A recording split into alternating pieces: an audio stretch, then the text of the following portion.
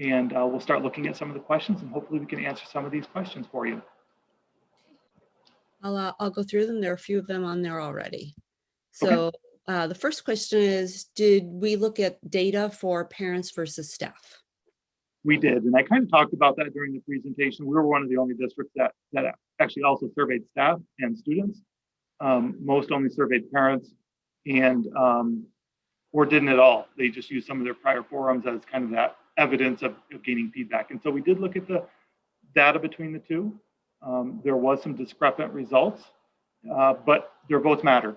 You know, we valued what everybody's vote was. We tabulated it in the overall percentage, and everybody had a voice. Thank you. Next question is, are you making students already in school in the primary building to switch teachers? I don't want my child to lose her teacher or the few friends she has in the classroom. I was really worried that might happen, but it didn't. You know, the administrative team and the team that's there to support them, they made it happen where kids that are in person now aren't going to have to change teachers. The only students that might have to change teachers, when I reference 12 students total between the primary and elementary school, would be two virtual classes, one in the primary, one in the elementary, we believe. But those students would have the option of coming in person and maintaining the same teacher. And so there is a potential that no student would have to change teacher. Great, thank you. If my child has been relying on the bus for the 2 days this year, can I assume that will come the other 3 days and drop off at home as well? Thank you for the question. The original survey, if you remember, the first survey, you filled out a part around transportation. And so if you filled out, you're in person and you need transportation, you need AM, PM all days, then the bus will come. If you're a little unsure of how you answered it, I would suggest please call the transportation center and just confirm that it's all set. But if you filled it out that way, yep, it'll be there. Great. You speak of reacclimating our youngest students and building endurance. Would you consider a gradual reopening for UPK and kindergarten? It's a great question. At this point, we're not considering that. And I know this is coming from a staff member. And so what I would also say is, you know, have that discussion tomorrow during your faculty meeting. I know each principal in each building will be having a faculty meeting to hear thoughts, concerns, questions from the staff to help brainstorm and problem solve. I don't want to say it's off the table because it's not, but what I also want to recognize is we have maybe 6 or 7 weeks. And so a gradual reopening is going to cut into that 6 or 7 weeks. And so we just need to be mindful of that. I'm not saying there wouldn't be value in considering that sort of thing. What are the staff survey results about returning? Was it the same as the greater community or different? And again, you know, I kind of referenced that in the previous question. It was certainly discrepant. You know, there was some discrepancy. Change is hard. And, you know, I was a teacher, and I know as a teacher that, you know, any change, there's kind of this transitional moment where it's harder to move students forward. And this is going to be a change, and it is going to be kind of that transitional moment where, you know, it's hard to move students forward. And I'd also say that kind of in a rhythm right now. And so when you're in a rhythm right now, you know what to expect week to week. But yes, the survey results were a bit discrepant between the community, or parents, I should say, and the staff, but they were all weighted equally. And it makes so much sense to me because our teachers work so hard to create community and build relationships, and they've been doing that in a very different way. And I have confidence that they will be exemplary at it under any circumstance. These two are sort of related, I think. Is snack going to need to be 6 feet or 3 feet? How will it happen in the classroom? And how will students get snack breaks if they need to be 6 feet apart for this to occur? This question's near and dear to my heart. Yeah, this is a great question. And I have 2 answers for you, and they don't match each other. And so one is New York State Department of Health indicated that snack breaks needed to be at 6 feet. And so actually had a conversation with local Department of Health and said, what if in a classroom, if students are spaced at 3 feet, could every other row, so long, you know, you just grid it out, they have their snack break, put their mask back on, and then the others do. And the local Department of Health said that would be acceptable. Great. I think you touched on this one, but what about mask breaks? If masks can only be removed during meals, when will they get mask breaks? That's a change. It's a great question. Right now, we don't believe we can offer mask breaks. That's the response we're getting from everybody. I do know that our students and staff have been really great about wearing the masks and that sort of thing. But what we do believe we'll be able to offer is if we're outside and we can space out accordingly outside, that we could do a mask break there. And we're in the process of, and I think some people know that we have all these cut logs that Pro Cutters Lawn and Landscape donated to us. So thank you so much for that. And so we created multiple outdoor classrooms. Those were created on as hybrid, under the hybrid model. So they're in groups of 12. And if we're returning students, and now we have groups of 20, those outdoor stump classrooms now become fewer. And so we had this idea today, what about 5-gallon buckets? And the 5-gallon buckets are coming in, and we're hoping to create more outdoor spaces. And so thank you, Brian Nolan, who had a connection, and he loaded his truck up with 5-gallon buckets this afternoon. And we're going to try to create as many outdoor class spaces as possible so that kids can have fresh air and mask breaks. It's such an all hands on deck endeavor. It's awesome. Can you talk about ventilation measures that will be taken? I can. So I can do it, probably not as well as others in the district can do it. But we're very fortunate. We have a board member who this is her profession, infectious disease and this sort of thing. And so she is an expert in this area and she meets every Friday with our director of maintenance and one of our assistant superintendents that oversees our kind of facilities as well. And our COVID liaison, our COVID liaison to the state. And they talk specifically about filters, about airflow. We have, all the recommended filters are being used in all the buildings. We have the airflow cranked up beyond what the recommended airflow is at this point. And so I'm confident in saying between our filters and our airflow pulling in the fresh air and air patterns within the buildings, we're really in a positive place compared to other districts because we have that internal expertise with Dr. Schneider. And so she's been an invaluable resource. Agree. What will instruction look like for primary elementary students who are in person 5 days per week if their class gets quarantined? So that depends. So if their class gets quarantined and the teacher becomes ill, it will likely be either asynchronous work for the week, or if we can secure a sub that can authentically pull off the lesson plans, we would do that. What's happened thus far, because we have had classes quarantined, what's happened thus far is they've moved to synchronous virtual instruction, but they also provide an opportunity if students can't make that to do it asynchronously, because some families, if their kids quarantined, the parents are working and aren't home to support the instruction throughout the course of the day, and so it's not possible to do synchronous. And so this entire time we've been really trying to be mindful of the different circumstances that every family has, and to try to not create undue burden.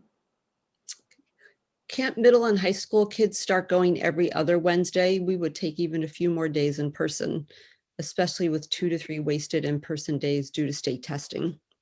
Yeah, the state testing is a piece we're trying to cut down on. And let me just speak to the state testing. It is much shorter than what's typical.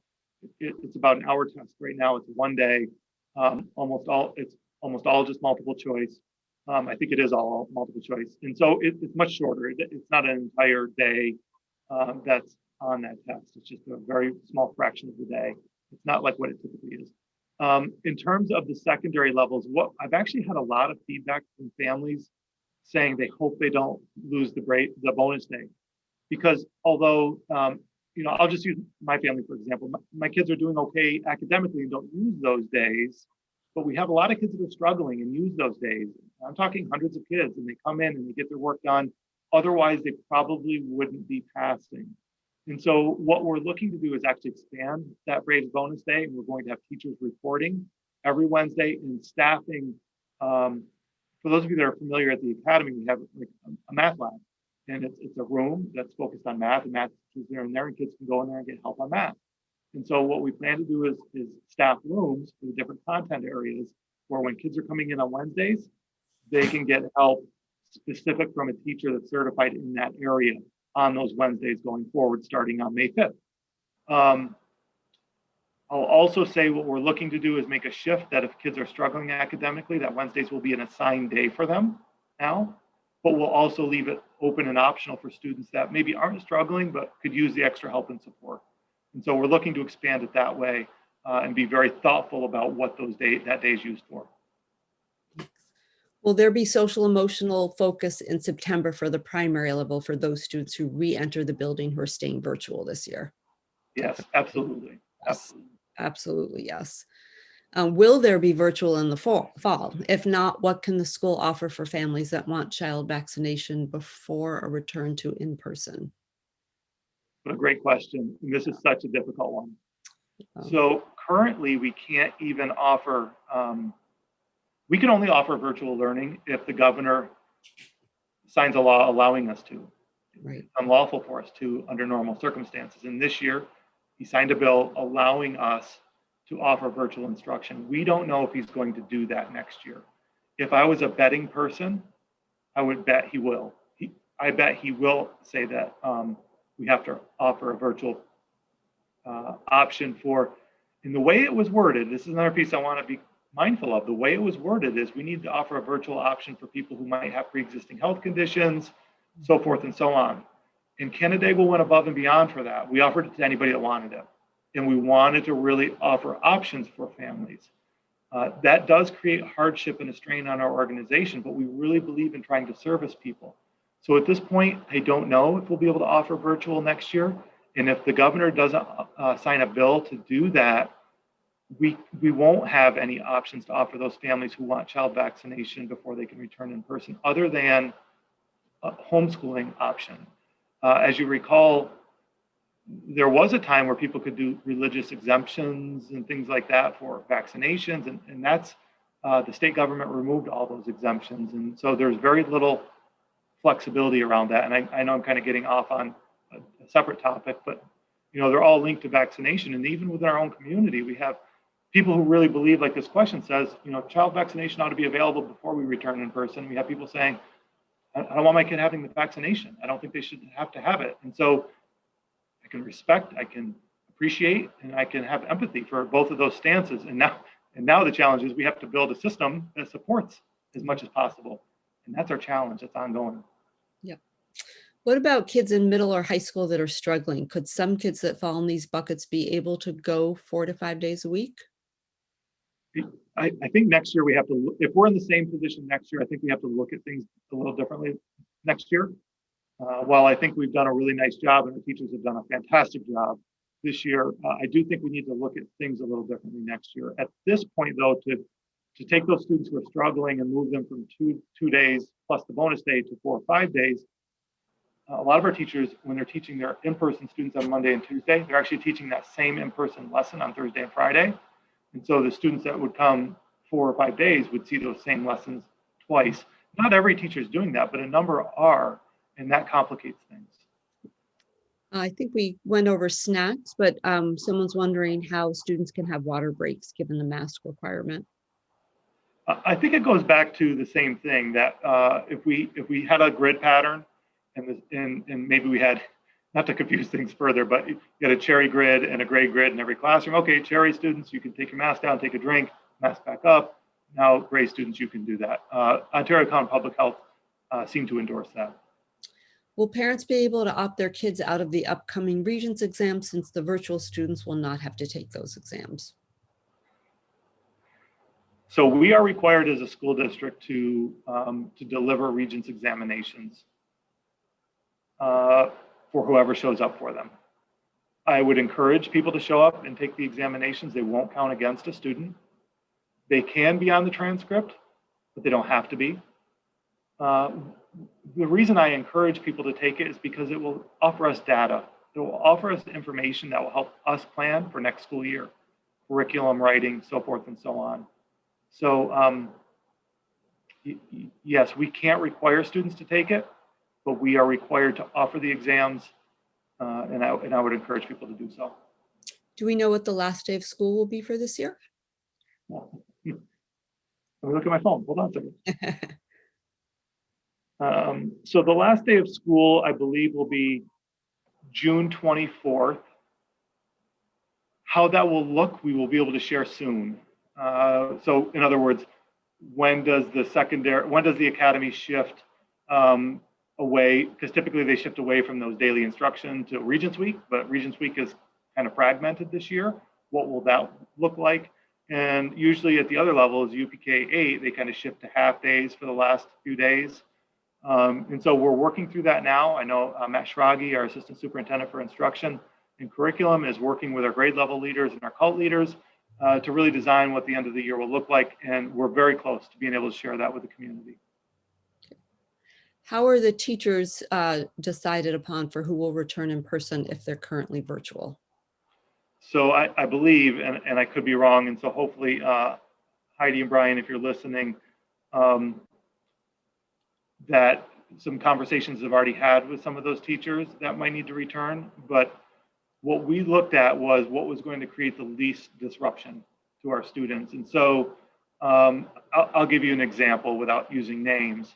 I believe we only need two staff members to return from virtual to in-person. And in the case that we are looking at, that those teachers returning, it would only disrupt 12 students. I've referenced this, right? It would only disrupt as much as 12 students, whereas anyone else returning to in-person, it could disrupt as many as 38 to 40 students. And so what we looked at is what will disrupt students the least. For primary elementary, will next week be a regular hybrid week, or will there be a change in schedule or workload as the district prepares for a full reopening? A regular hybrid week next week. The only thing that'll be different is on Wednesday of next week at the primary elementary school, there won't be a Braves bonus Wednesday. So there still will be at the middle school and academy, but at the primary elementary school, tomorrow is the last Braves bonus Wednesday for primary and elementary school. That's the only difference next week. How will the special schedule work? Oh, so now you're getting into the weeds a bit, right? Some of these questions are getting down into the nitty gritty. Actually, in one of the texts that are coming through, so I've been texting with Mrs. Robb and Mr. Amesbury, the principals at the primary and elementary school. They're going to host a forum next week to answer some of those more kind of what does the primary and elementary school look like. And so maybe I should have led with that a little bit earlier, and I apologize for that. But they're planning to, and your texting is coming in now, they do have a detailed communication that's going out Friday that will answer many questions that parents and staff might have. And so between their communication on Friday and their forum next week, I think they're going to be able to answer a lot of those. What does it look like on a day-to-day basis in that building? This person is concerned that we're doing a disservice to our older students, feels that it should be a parent decision, and wants to know what the parent results were in the survey. Actually, the majority of the parents also wanted to maintain currently the model we were in. So it wasn't, even if I separated everybody else and I only looked at parents at the secondary level, they also wanted to stay as is. The majority did. And let's not lose focus on the fact that we're also held to these CDC infection numbers, dropping below 100 total in 7 days. Based on what projections we have at this point, it doesn't look like that will happen. How does a parent confirm if they selected return to school versus virtual, in case they had trouble with the survey? Yeah, it depends on which building you're talking about. If it's secondary level, I would say reach out to your child's counselor and confirm with them. If it's a primary elementary level, I would say, and I'm guessing it is based on this question and where we're headed, I would say reach out to the building administrator. Next two questions are about the bus schedule. How will someone know their schedule if they're switching, or in general, how will they know if their times are changing? Yeah, that's a great question. By all means, reach out to the transportation department and they'd be the best one to answer that question. I don't believe there's many buses changing.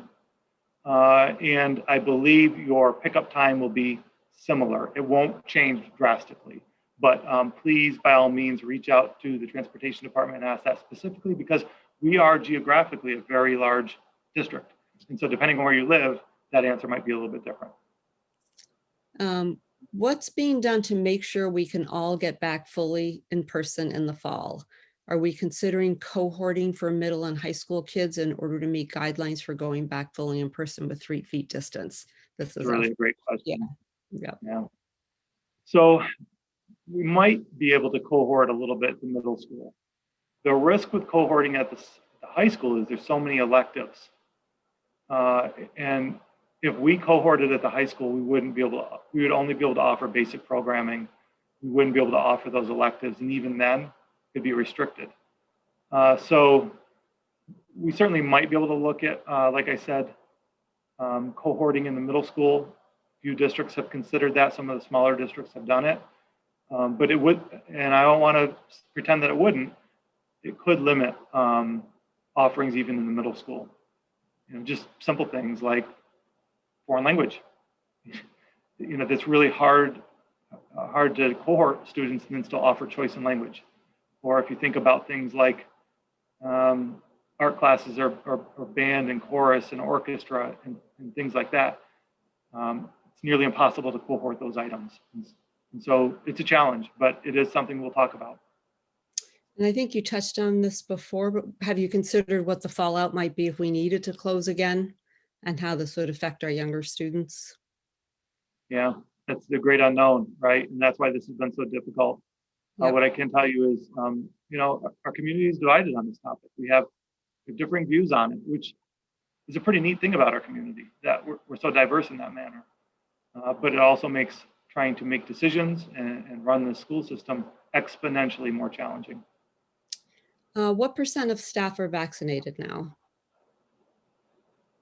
About 80%, we believe, right around in that range. So we did ask that question. The majority of our staff replied, and we believe we're in the 80% range. Anybody who on our staff wants a vaccination is able to get one.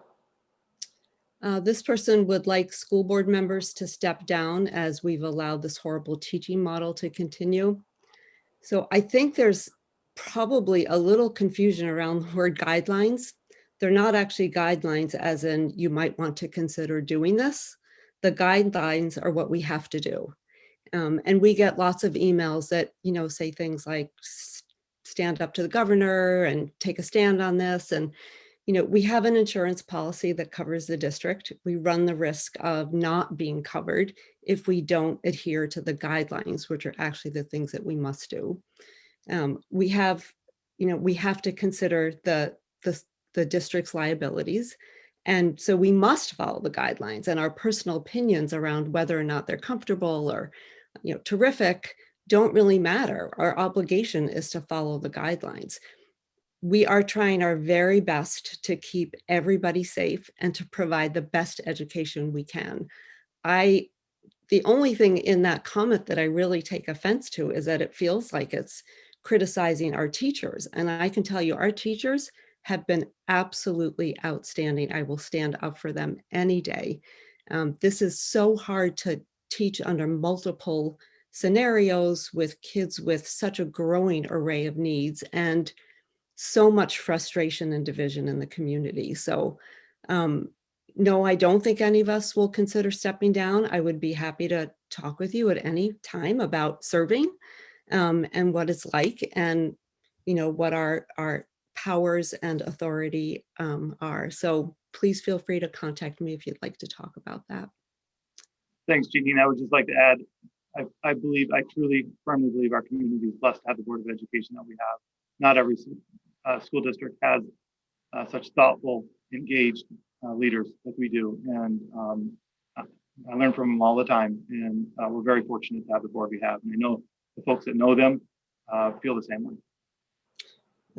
So the next one is, how will staff be supported going? I'm sorry, I figured you were answering the question, so I read ahead. Go ahead.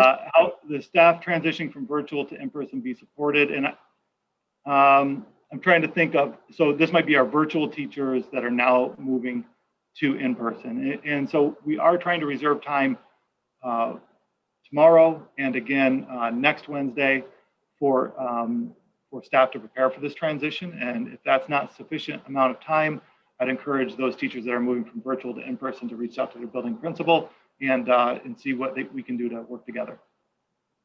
thank you from this person who said thank you for all of the hard work that everybody is putting in.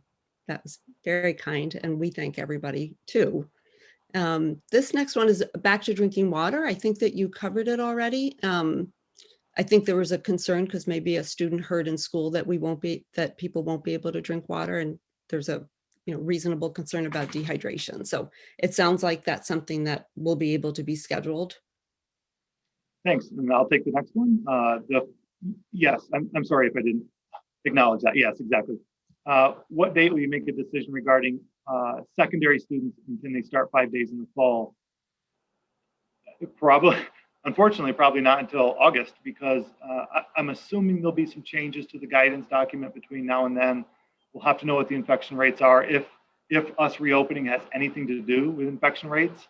And so I think we just, like we did last summer, we have to kind of make sure we know what the state's requiring us to do. And in the meantime, we'll think about, how this year has gone, what went well, what didn't, and how we do things differently, given whatever guidance we have to follow.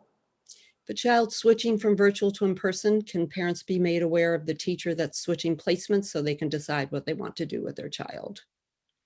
I do believe so. Those calls, I believe, have started, but if they haven't, they will be starting, because partly they built the schedule and we need to wait to see what the survey results were. So we didn't want to put the cart before the horse. And so those communications should be going out through the course of this next week and a half. Will there be a focus on social emotional needs for our youngest virtual learners? How can we make sure they're ready to hopefully return in person in the fall? Yes. This is just a parent. They want to be clear that they're a parent, that perhaps the teachers know more about what kids need. And perhaps we should listen to their survey results more than others. That's a hard one. It's just a really, really difficult one. And so we're, even in these comments alone, we're seeing both feelings on that topic. That it really should just be up to the parents. And then this person saying it should just be up to the staff. And so my decision was to weigh them all and to take them all equally and make a decision from there. But it's a valid point. Another question about opening upper level schools. Again, those are completely reliant on the infection rates, and we only have control over ourselves and how we affect them personally. Specials, I think we covered. Moving. Will parents be allowed to move their children from virtual to in-person after May 3rd? What I would ask is that we minimize that and try not to do that. Yeah. Changing is so difficult. Our classes are already maxed, and we may not have room in certain sections, especially at the primary elementary school. Those classrooms are fairly maxed out. Are there any changes in the 6-foot rule for fully vaccinated staff? I'm wondering if this one has to do with staff. So what I didn't mention is adults have to be 6 feet away from students based on this guidance. Students can be 3 feet away from each other, but adults have to be 6 feet away. At this point, there's no accommodation. If you've had your vaccination, you can be less than 6. Maybe in the future there will be, but right now there's not. I think you covered this, but the middle school, high school. Oh, when will middle school and high school teachers go back on Wednesdays? I think we May, did this in the beginning. Yep, May 5th. Yep. When will the upper levels go back to 5-day in-person school? At the earliest in the fall. Yeah, You spoke of reacclimation, but it will likely be several weeks before students are fully transitioned and back into a routine. So won't it end up being more confusing and difficult for them in the end? Transitions are always tough, and it will be challenging. There's not a doubt that it will be challenging, but we have amazing staff, and I truly believe they'll navigate this incredibly well. I think this was not, this person is saying, we're now saying that students can have their mask off 3 feet away from other students. That's not correct.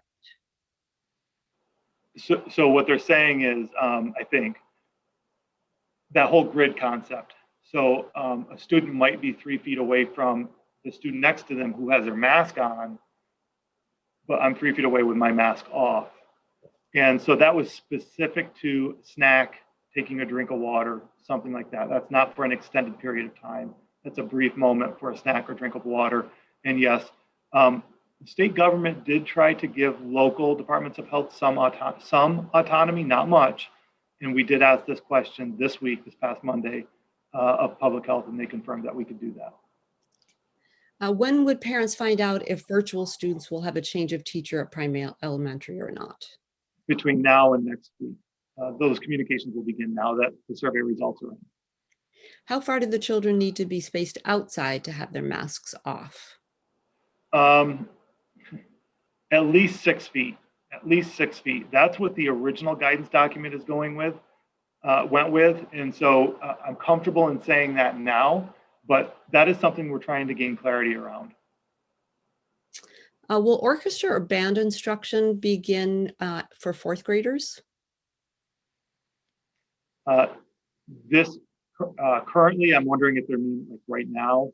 I don't believe it will. I think they're going to continue on the same path they're on now with orchestra and band, because the problem with especially orchestra and band and instrumentation, there has to be a lot of hands-on type instruction, and it's hard to do that from a 6-foot distance. And so it was a challenge. It will be a challenge as long as we have to maintain distance. Sorry. That's okay. Date or location for graduation? I think what's the Saturday, the 26th, 25th. 26th is Saturday, 27th is Sunday. It's that weekend, and we hope to share a confirmation with specifics very soon. We're just trying to get authorization to go public, and so as soon as we do, we will. This appears to be from someone who joined us late. They're asking if we're going back full-time, elementary going back full-time starting May 3rd. This is probably a good time to remind everyone that this is being recorded and you can access the full presentation slides and all of the questions and answers later. I think we've touched on this. If the goal is to go back to school 5 days in September or to keep hybrid virtual in the fall, it's unfortunately a little premature to have the discussion because of the numbers. We have to be bound to those, but we would hope to be back to 5 days, of course. Now that twice as many students will be attending primary elementary school, will any changes be made to pickup and dismissal? There will be some changes in those communications. You'll learn of that on Friday's communication and next week's forum. Not drastic changes, but there are some tweaks to it that will hopefully alleviate some of the congestion that we're anticipating. And to the person who wrote that, you're welcome. As someone who works in the classroom where kiddos are already there 4 days, I can say that they are awesome about masks. We thought it would be our biggest challenge, and it's the least of our worries. That's great to know. What happens if a teacher gets COVID and they're not fully vaccinated? Are all teachers K-5 vaccinated? Nope, not all staff is vaccinated. But what I'll tell you, if a teacher, vaccinated or not, gets COVID, they're put on isolation. Department of Health does investigations into the exposure and determines whether or not there needs to be a classroom quarantine or others need to quarantine on top of that. Joined late, are we going full time? Yes, primary and elementary, May 3rd. And again, the presentation and the slides are all available on our website, or the recording will be available later. Bonus day has been our saving grace. Just 2 hours have made a huge difference mentally. Thank you. I'm very concerned about Regents exams. What can you tell us about this for the 4 exams being given? So, I try to interpret exactly what the question means. And I know this is a teacher, so please feel free to reach out to myself or Matt Schrage about it if I don't answer your question. But currently, the New York State applied for a waiver to the federal government to not have to give Regents exams or New York State 338 assessments. The federal government denied it. They did another waiver. It was denied again. Therefore, we're required by law to give assessments. Regents, 4 of them, and New York State 338 assessments. But the state was allowed to trim those back, in which they did. Students aren't required to take them, but districts are required to offer them. They will not count on a student's transcript. They will not count against a student. However, if a student scores really high on a Regents exam, for example, and wants that on their transcript, they're welcome to. Otherwise, there's a code that all districts across New York State will put on a transcript just to indicate they were exempted from it. hope I answered that. If not, please reach out. This is a great question. Can kids come in on a Braves bonus day for help with Regents review? I have a freshman who's worried about being prepared for them. Yeah, so if it was, let's just say it was a math Regents exam that they want to come in and kind of review their notes and prep for, they could come in and they could meet with a math teacher and just, go through what questions they have, and the teacher can be there to support them. So yes, they could do that. And will social and emotional learning be in the classroom? Yes. For students who are struggling and Wednesdays become mandatory, will they be going for a full day, or are they being split into 2 sections as they are now? That's yet to be determined, and it largely depends on how much the student's struggling and do they need the extra time or not. I'm concerned about pickup at the primary and elementary school. It already takes a good deal of time now to double it. Is there a plan to help with this congestion? There is a plan, and we think it'll help. I know at the elementary side, because the kids are a little bit older, a little more independent, it moves a little faster. At the primary side, because the kids are a little younger and a little less independent, it takes a little bit longer. And so we're going to try to alleviate some of the congestion on the primary side, and there is a plan in place that will explain that. And like I said, you'll hear about specifically that plan on Friday in the written communication and the forum next week with Mrs. Robb and Mr. Amesbury. Let's see, what will Regents Week look like? I think you covered that. Do we have a graduate? Yeah, so I would just add. I'm sorry. I would just add to that. For the days we give the Regents exams, it'll look very much like a traditional Regents Week would look. The kids would come in to take their exam, that sort of thing. But we are working on that end of the year schedule at the secondary level and at the primary elementary, and we'll release that soon. We're very close to formalizing that, finishing it. Graduation date, sometime the weekend of the 26th or the 27th. We don't have a date yet and haven't announced the venue yet, but all of that is coming. Will primary students have any of their end of the year festivities such as Flag Day, Onanda, etc.? We're going to try to maintain as many traditions as we can. But as you might guess, with the regulations we have to work within, there's restrictions. There's gathering restrictions and things like that we just need to be mindful of. I know they did some of these things last year in a virtual format, and even this year they've done some of our traditions in a virtual format. So I think you'll see a little bit of both. I think you'll see some virtual traditions. I think you'll see some modified in-person traditions, and our staff has really done a nice job trying to maintain as much of that as possible.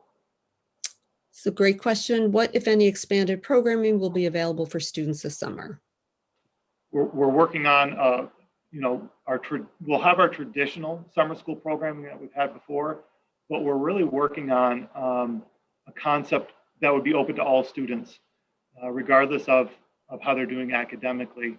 And we're trying to make it interest-based. And so, for example, and this is just, for example, it's not solidified. We may have robotics week that focuses on science and math, but also robotics. And there could be multiple week offerings of that if it's a popular thing. And so we could have these theme weeks, many different offerings by our staff, and maybe even having some older students help work some of these weeks as well. And parents and students can sign up for those options that interest them, or areas where they could benefit from more work in that content area. And so we're still working through that, and we're also still trying to figure out, can we access those federal dollars that are earmarked for it? Because there is stimulus funding at the federal government coming to schools earmarked for those sorts of things that we have to use specifically for that. And so we're looking to build that up, as well as before and after school programming next school year, and really expanding. We're not a district that's ever really qualified for before and after school programming before, but there's federal monies available for gap recovery, content recovery. And one way to do that is through before and after school programming. Bus schedules for May 3rd forward will be released when? I'm sorry, can you read that one again? Bus schedules, since they'll likely be changing, when will people be notified? I don't know that there'll be a specific notification process going out. I think it's safe to assume you'll have the same bus, and your pickup time will be a very similar time. If there is a drastic change, I think you will be notified. If you're worried about it because perhaps you live on the outskirts or you're on a longer drive, by all means, feel free to reach out to our transportation department. Okay. Is dismissal at primary elementary staying the same or changing? So it will change a little bit. There will be a little change to the dismissal process. Uh, and again, I think our Friday communication will talk about that from the principals, and their forum next week can talk about what that will look like as well. When will the staff that are virtual, who are transitioning back to in-person, be informed of their changes? Let me just check. It appears as though they have been notified already. And this is, I'm sorry, I just got a text. This is in regards to any family members knowing who their new teacher will be. That's happening, it looks like Thursday. But it appears as though, I believe, the teachers who are moving from virtual to in-person have already been notified. If you're a staff member and you're wondering about that, by all means, reach out to your building administrator.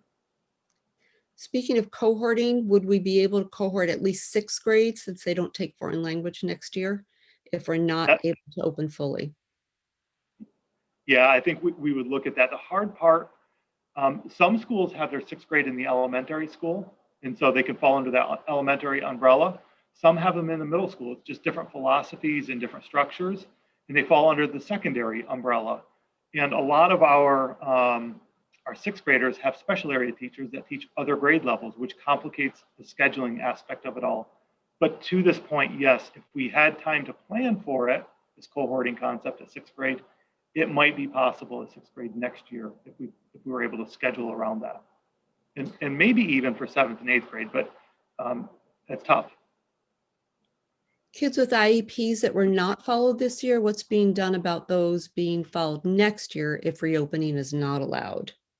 So there was some leniency given to IEPs and meeting IEPs, making virtual accommodations, things like that. But we also, in those instances, the intention is to make up and provide services to make up time lost. And so that's a piece where we're required to do so. And so that's a piece. But this year we were compliant with IEPs based on the pandemic situation, the guidance documents we needed to follow. And where we weren't able to fully carry out certain IEPs, there is the intention to do some recovery pieces around that. This person is saying, thank you for the communication throughout the process. Let's see, will 8th graders march to the academy on the 24th of June? It's such a great tradition. We think we can make it happen. We think we can make it happen, especially think about it. If they're still in hybrid and our numbers will be low enough and outside that I'm pretty sure we can make it happen. So we are certainly looking forward to trying to do that. Can transportation be changed to a bus route if students are currently being dropped off and picked up by a parent? Do we have the capacity to move someone from parent delivery to bus? Change to a bus route if students are currently being. So we have capacity on buses. We're trying to limit our density on buses as much as possible. Currently, based on the survey results, we believe 2/3 of our buses could still have 1 student per seat. The more parents that say, I need busing now, the more density on buses and the more buses that'll have 2 per seat. We have capacity. There's leniency in the language around doing it, spacing them out when possible. The guidance says when possible. And so sometimes it won't be possible, but it just creates more density on buses. This we really struggled with. If we're returning students for their emotional health, it appears that we're creating a problem by rushing into it and, making a change sort of late-ish in the year. The kids have created relationships in their current model that are now being disrupted for 6 weeks. Some of the struggle, I can't disagree with that. Yep. But we also have a lot of community members and certainly some staff wanting the full return, and now the guidance language allows us to. And within that language, I was tasked with taking the temperature of the community, and the temperature of the community was to do it. So I fully understand and can empathize with both beliefs on this. Yep, we all can. Let's see, for virtual teachers, when will planning for digital materials take place if Wednesdays are getting taken away. There'll still be time on, well, I think this is referencing secondary staff having to come in on Wednesdays, work on the Braves bonus days, so there will still be time reserved on Wednesdays for those teachers to create that digital content as well. We will still keep sacred some of that time. Will counselors be able to work with groups of students now rather than only able to work one-on-one? So long as they can have the spacing of adults 6 feet away, students 3 feet away. Can primary elementary virtual teachers still continue to work from home? Yes. Will there be kindergarten screening this spring? Yes, there will. There will. And so if you have questions about that, by all means, please reach out to Heidi Robbins. She can talk you through the process. Grid concept is going to be a nightmare in primary classrooms. I don't claim it's going to be easy. I know, but the primary school kids are remarkable. They are usually the ones sort of checking everybody else out to see that their mask is properly fitted. So it won't be easy, but we will rise to the challenge. Let's see. Could you talk a little bit about dismissal? I think we did that. Thank you for communication. Have you given any consideration to alternating in person for Wednesdays 6 through 12? I think that one's been addressed a number of times. Will the school keep track of the number of students being vaccinated? Not at this time. We're not, unless it becomes a New York State requirement, we won't. Some neighboring districts sent their surveys out prior to the state relaxing their guidelines. Why did we wait until after New York made their decision to survey the community? We want to be thoughtful about the process. We want to know what we're talking about, and we don't want to rush it. Kind of the previous question, we don't want to rush a decision. We sent surveys out before the New York State guidance came out. We did about your selections, but the further language suggested I needed to take your temperature on whether or not you're comfortable to move from 6 feet to 3 feet. There's not a district around that asked that question in a survey prior to that guidance coming out. They weren't asked to ask it, and they didn't ask it. What's your recommendation for 8th graders taking Regents classes? Should they take their first Regents this year or wait? Ooh. That's a tough one. And we've debated about that at district office, I'll be honest with you, having 8th graders take it or not take it. I think our recommendation is that they don't take it. But certainly if parents want them to, we would accommodate that for you. Kids with an IEP who are going 4 days in middle school, will it stay that way? Yes, our 4-day students will still go 4 days at the secondary levels. Will there be kindergarten graduation? To be determined. I'm not entirely sure of that yet, to be honest with you. Okay. I would ask to reach out to Mrs. Robb. Sorry, Mrs. Robb, your email is you're going to have a lot of emails. I keep referring to you, but I'm not sure if they've decided on that yet and what that will look like. Special Olympics this year? No, I believe it's been canceled, if I'm not mistaken. Unfortunately, it's one of my favorite events. Yeah, same here. This year, enrichment in PES and intervention were not able to take kids from other classes and mixed cohorts. Will this change going forward this year? We were supportive of making that change this year. From the administrative perspective, we were comfortable with moving forward with it, but I don't believe everyone is comfortable with that. So I don't know if that will change at all this year.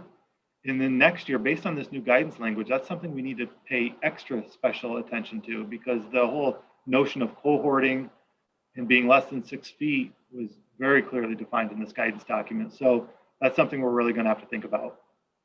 Will lunch be held in the cafeteria for elementary students? Cafeteria and other spaces, yes.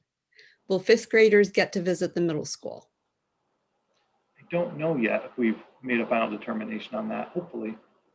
Driver's ed this summer?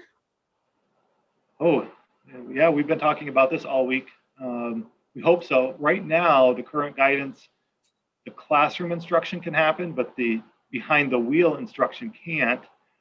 And the behind the wheel instruction actually falls on the parents to document the hours behind the wheel.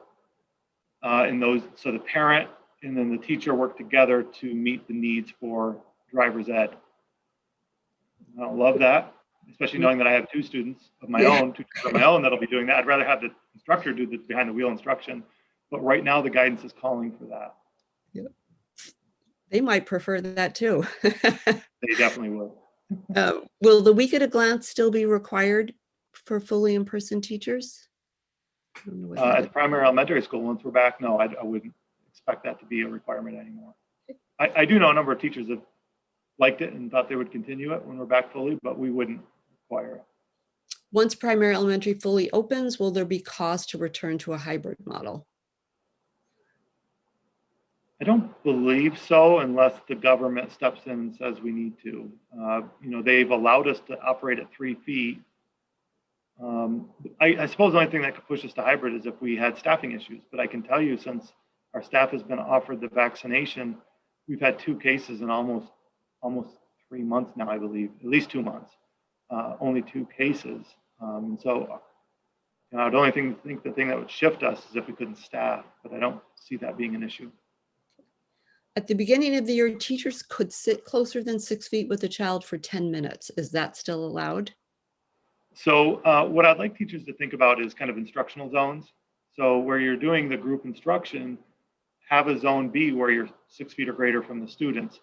If you need to go closer to a child to assist and you're less than 6 feet, that's acceptable. But to this point, that 10-minute piece, if somebody is less than 6 feet for 10 minutes or greater, they're at risk of being quarantined if there was an exposure. And that's, I think, where that question is coming from.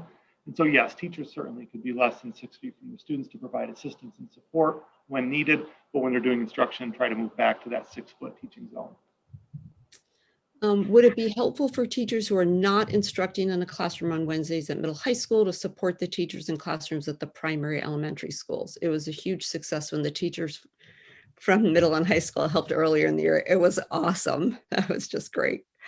Yeah, when we were shorthanded, we had some teachers come down and teach the primary Staff, elementary. Yeah, staff in general, for sure. Yeah. And so on Wednesdays, our staff at the secondary level, they will have their hands full with work. So not only will they be supporting the students in the Braids Bonus Wednesdays, we'll also be looking at our student performance information to determine what does curriculum need to look like next year, and they'll be writing curriculum specific to next year and helping to recover some of those academic pieces. So they will be busy. Okay. I think you said we don't know this yet, but will the 5th graders get to go to the middle school from the elementary school? So we're still waiting on that. And then will there be opportunities over the summer for students who are currently virtual to be in the buildings to reacclimate in preparation for the fall? That's a really good question. It's something we should make a priority. Yep. For sure. Some open houses and things like that, so people come into the buildings, walk around. The more you're in a building when you make a transition, the more comfortable you are, and the transition is smoother. So that's something we need to make a priority. Great suggestion. That's the end of our questions, Jamie. All right, Jeannie. Well, thank you so much. Thank you to all our participants. We had a couple of hundred still hang on. We had about 350 at the max. And so we hope this evening was informative for you. And, I know it's tough. This is a tough situation. None of us want to be in this situation right now. And where we can all find common ground is the fact that we want to be back to normal as quickly as possible. And again, normal knowing that we are forever changed based on what we've been through. And so that is our common ground. And it takes a village. And I think all of us working together, we can get there. So thanks, everybody. Have a great night, and we'll be in touch. Thank you, Jeannie.